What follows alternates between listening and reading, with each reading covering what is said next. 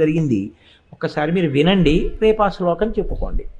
యజ్జన్మ కృతం పాపం మయా సప్తమ జన్మసు తన్మే రోగంచ శోకంచ మాకరీ హంతు సప్తమి ఏతజ్జన్మ కృతం పాపం యచ్చ జన్మాంతరార్జితం మనోవాక్కాయజం యచ్చ జ్ఞాతా జ్ఞేతే చయే పునః ఇది సప్తవిధం పాపం స్నానాన్నే సప్తసప్తికే సప్తవ్యాధి సమాయుక్తం హరమాకరి సప్తమి.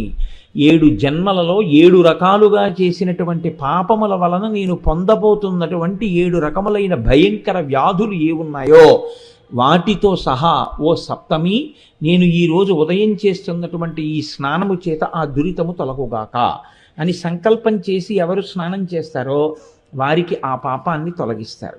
కాబట్టి ఇప్పుడు నేను చదివిన శ్లోకాన్ని రేపు మీ అందరూ చదువుకుని చక్కగా స్నానము చేయుదురుగాక. చక్కగా సమంత్రకంగా స్నానం చేయండి. దానివల్ల ఈశ్వరుడు యొక్క అనుగ్రహం